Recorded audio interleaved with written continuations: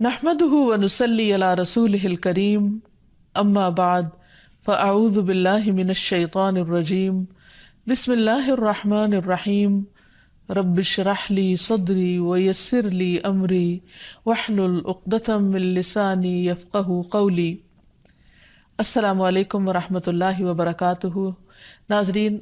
आज हम प्रोग्राम दुआ कीजिए के साथ आपकी खिदमत में हाजिर हैं और हम इंशाअल्लाह रिज़्क़ की कुशादगी के बारे में दुआओं के मुतल्लिक बात करेंगे। हकीकत यह है कि रिज़्क़ के सारे ख़जाने अल्लाह सुब्हानहू तआला के पास हैं और अल्लाह सुब्हानहू तआला अपनी सारी मखलूक को रिज़्क़ दे रहा है और हर तरह का रिज़्क़ दे रहा है, और फिर भी उसके ख़जानों में कमी नहीं वाक़ होती। एक हदीस कुदसी में आता है, अल्लाह ताला फरमाते हैं कि ए तमाम जिन्न व इंस, अव्वलीन व आखिरीन, अगर तुम सब के सब एक चटियल मैदान में, खुले मैदान में इकट्ठे हो जाओ और फिर सब अपनी हाजात मुझसे मांगो, अपनी ज़रूरियात मुझसे तलब करो और मैं तुम सब को वो अता करूं जो तुम्हें चाहिए, तो भी मेरे ख़जानों में इतनी कमी भी वाक़ई नहीं होती जितनी सुई को समुंदर में डालने से वाक़ई होती है। लेकिन बात यह है कि इंसान जब अल्लाह से मांगे तो पूरे यकीन के साथ मांगे, उम्मीद रख के मांगे और किसी भी किस्म की मायूसी का शिकार न हो, क्योंकि दुआ उन तमाम चीज़ों में फ़ायदा देती है जो नाजिल हो चुकी हैं और उनमें भी फ़ायदा देती है जो नाजिल नहीं हुई, यानी वो तमाम मुश्किलात जो इंसान पे पड़ चुकी हैं या आइंदा आने वाली हैं, उन दोनों के सिलसिले में दुआ करना इंसान को फ़ायदा देता है। लेकिन ये याद रहे कि दुआ की कबूलियत के लिए इंसान अपनी तरफ से भरपूर कोशिश करे, और उसमें एक कोशिश ये कि जब अल्लाह से मांगे तो पहले अल्लाह सुब्हानहू तआला की तारीफ़ के कलिमात कहे, तस्बीहात पढ़े और फिर उसके साथ साथ दुरूद शरीफ पढ़े। जहाँ तक रिस्क का ताल्लुक है तो इस सिलसिले में ये याद रहे कि रिस्क का तंग करना और कुशादा करना ये सिर्फ अल्लाह सुब्हानहू तआला के हाथ में है। वो जिसको चाहता है ज़्यादा देता है, जिसको चाहता है कम देता है। कुरान मजीद में अल्लाह ताला फरमाते हैं, वल्लाहु यर्ज़ुक़ु मन यशाउ बिग़ैरि हिसाब, अल्लाह जिसको चाहता है बेहिसाब रिस्क अता करता है। और फिर अगर वो किसी को ज़्यादा नहीं देता, उस पर रिस्क तंग कर देता है, तो भी इसमें उसकी अपनी हिकमत और मसलहत कार फरमा होती है। बाज़ लोगों को रिस्क की ज़्यादती नुकसान देती है और बाज़ लोगों को रिस्क की कमी फितने और मुश्किल में डाल देती है कि उनके ईमान जाने का ख़तरा होता है। इसी तरह बाज़ को रिस्क की कुशादगी अल्लाह की याद से गाफिल कर देती है। यानी इंसान मुख्तलिफ मिजाज के होते हैं, तो अल्लाह ताला चूँकि बंदों पर मेहरबान है, वो जानता है कि किस बंदे के साथ उसे कैसा मामला करना है, किसे ज़्यादा देना है और किसे कम देना है। इसलिए हमारे मामले में अल्लाह ताला का जो भी फैसला हो उसे बखुशी कबूल कर लेना चाहिए और उसके साथ साथ उससे अच्छी उम्मीद रखनी चाहिए। रिस्क के सिलसिले में ये बात भी याद रहे कि अगर कभी रिस्क में तंगी हो रही हो तो हो सकता है कि इस तंगी पर सब्र करने की वजह से इंसान के इतने दर्जात बुलंद हो जाएं कि बहुत बड़ी बड़ी नेकियां भी उसके मुकाबले में हेच हों।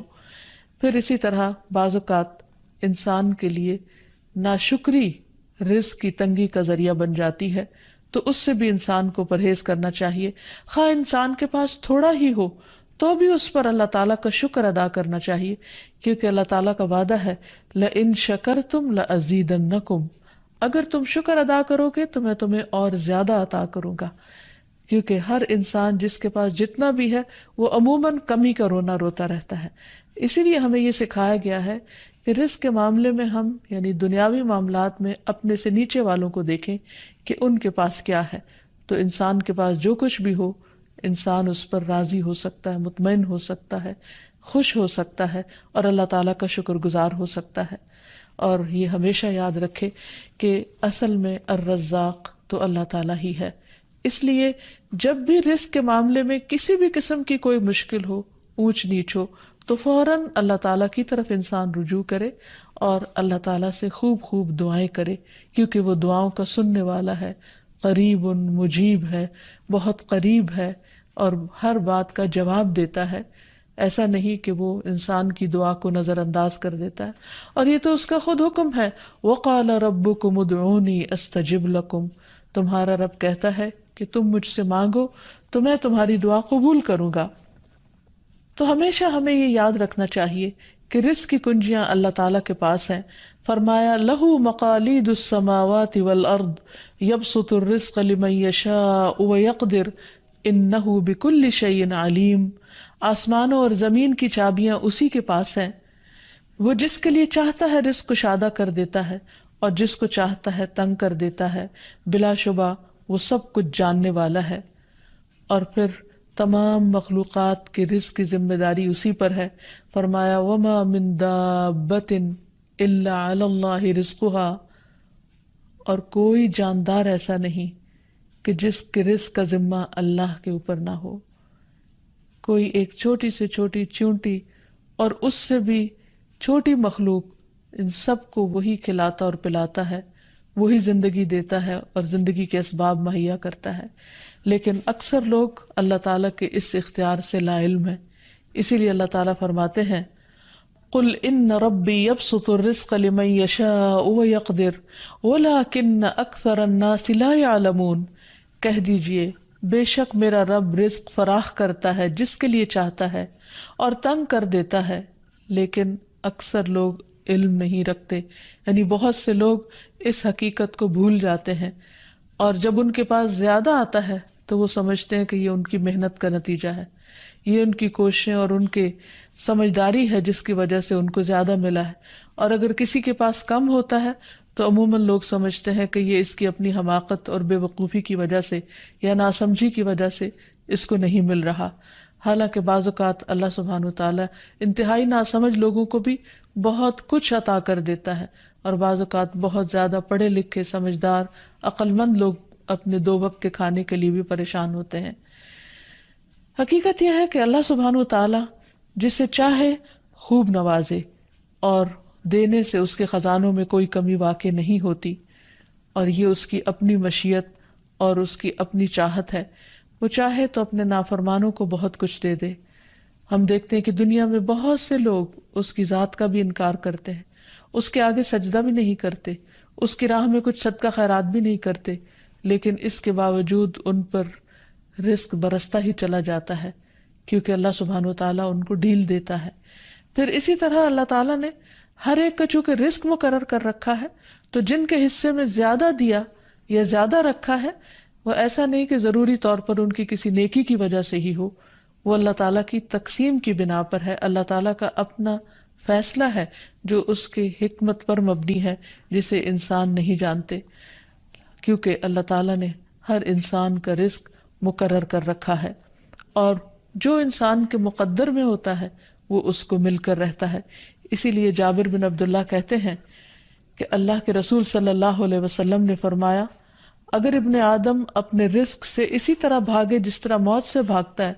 تو بھی رزق اسے اسی طرح پالے گا جس طرح اسے موت پا لیتی ہے، یعنی اس کا رزق اس تک پہنچ کر رہے گا۔ اس سلسلے میں ایک بہت اہم بات یاد رکھنے کی ہے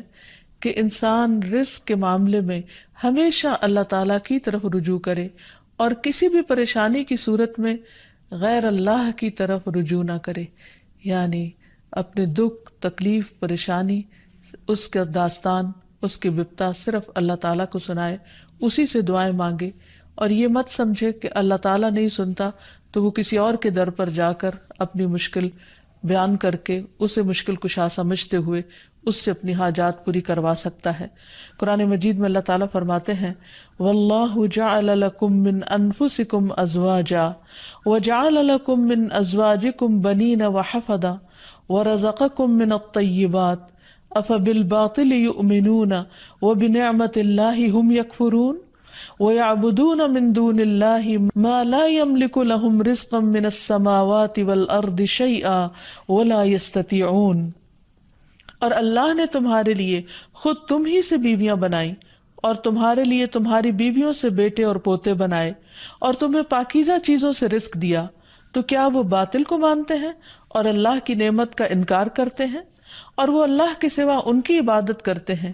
جو نہ انہیں آسمانوں اور زمین سے کچھ بھی رزق دینے کے مالک ہیں،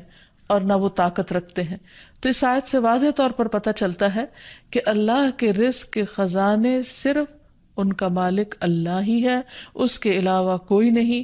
اگر اللہ تعالیٰ کسی کو رزق نہ دے تو کوئی اور کچھ بھی نہیں دے سکتا، کیونکہ اللہ تعالیٰ نے ملکیت کے یہ سارے اختیارات اپنے پاس رکھے ہوئے ہیں، کسی اور کو نہیں دیے۔ جیسا کہ ایک اور آیت میں آتا ہے کہ انسان کو اللہ ہی کے ہاں رزق تلاش کرنا چاہیے۔ فرمایا انما تعبدون من دون اللہ اوثانا وتخلقون افکا ان الذین تعبدون من دون اللہ لا يملكون لكم رزقا فابتغوا عند اللہ الرزق واعبدوہ واشکروا لہ الیہ ترجعون۔ تم اللہ کے سوا چند بتوں ہی کی تو عبادت کرتے ہو اور تم سراسر جھوٹ گھڑتے ہو۔ بلا شبہ اللہ کے سوا جن کی تم عبادت کرتے ہو تمہارے لیے کسی رزق کے مالک نہیں، سو تم اللہ کے ہاں ہی رزق تلاش کرو اور اسی کی عبادت کرو اور اس کا شکر کرو، اسی کی طرف تم لوٹائے جاؤ گے۔ یعنی اسی نے تمہیں پیدا کیا، وہی تمہیں رزق دیتا ہے، اسی کی طرف تمہاری واپسی ہے۔ اس لیے تم نہ اللہ کے سوا کسی اور کی عبادت کرو اور نہ ہی اس کے آگے ہاتھ پھیلاؤ اور نہ اس سے توقع رکھو کہ وہ تمہیں کچھ دے گا، بلکہ اس کے مقابلے میں پورے یقین کے ساتھ اللہ تعالیٰ سے ہی مانگتے رہو، کیونکہ نبی صلی اللہ علیہ وسلم نے فرمایا کوئی شخص اس طرح دعا نہ کرے کہ اے اللہ اگر تو چاہے تو مجھے روزی دے، بلکہ پختگی کے ساتھ سوال کرے، پورے عزم کے ساتھ سوال کرے، کیونکہ اللہ جو چاہتا ہے کرتا ہے اور اس پر کوئی جبر کرنے والا نہیں ہے۔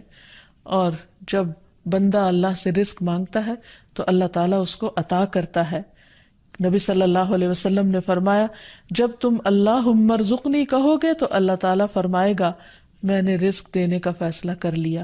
یعنی جب تم کہو گے کہ اللہ مجھے رزق دے تو اللہ تعالیٰ تمہیں جواب دے گا کہ ہاں میں تمہیں رزق دوں گا۔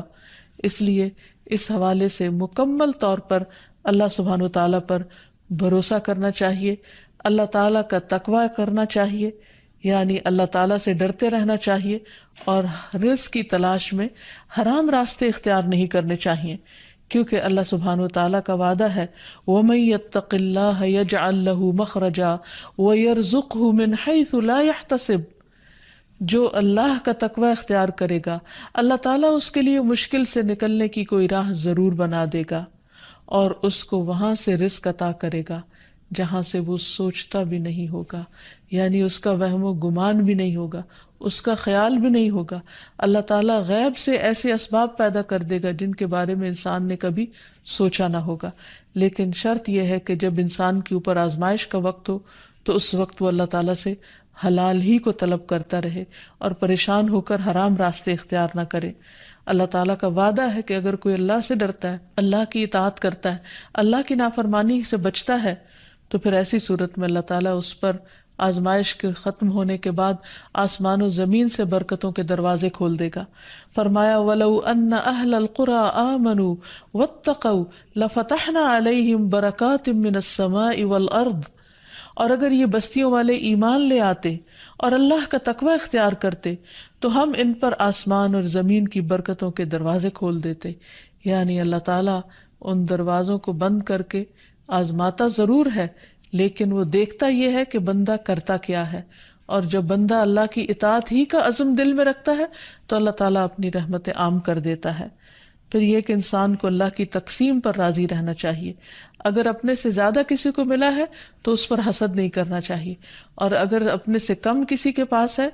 تو اس کے اوپر اس کو حقیر نہیں سمجھنا چاہیے، بلکہ انسان کی قدر کرنی چاہیے اور ہمیشہ یہ سوچنا چاہیے کہ اس کو مجھ سے زیادہ دینے والے کو بھی دینے والا رب ہے، مجھے بھی میرے رب نے ہی دیا ہے، اور جس کے پاس کم ہے اس کا بھی مالک وہی ہے۔ اور یہ بھی انسان یاد رکھے کہ انسان جب حرام سے بچتا ہے، غلط راستوں سے بچتا ہے، اللہ تعالیٰ کی فرما برداری کرتا رہتا ہے، اس کا شکر ادا کرتا رہتا ہے، تو اللہ تعالیٰ اس کو حلال طریقوں سے بھی رزق عطا کرتا ہے۔ حدیث میں آتا ہے کہ رزق کی تلاش میں میانہ روی اختیار کرو، یعنی بہت ڈیسپریٹ نہ ہو جاؤ، اللہ تعالیٰ ضرور دروازہ کھولے گا۔ کہیں ایسا نہ ہو کہ رزق کا مؤخر ہونا یعنی ڈیلے ہونا تمہیں اس بات پر اکسا دے کہ تم اللہ تعالیٰ کی نافرمانیاں کرنے لگو، یعنی نافرمانی کے ذریعے اس کا رزق تلاش کرو۔ یاد رکھو جو کچھ اللہ تعالیٰ کے پاس ہے وہ اس کی اطاعت سے ہی حاصل کیا جا سکتا ہے۔ اور اس سلسلے میں خصوصی طور پر استغفار بہت کارآمد ہے کہ انسان اپنے گناہوں کی معافی مانگتے ہوئے اللہ تعالیٰ سے رزق کے لیے دعا کرے، پھر اسی طرح رشتہ داروں کے ساتھ اچھا سلوک کرے، کیونکہ نبی صلی اللہ علیہ وسلم نے خاص طور پر یہ بات فرمائی ہے کہ جو شخص یہ چاہتا ہے کہ اس کی عمر دراز ہو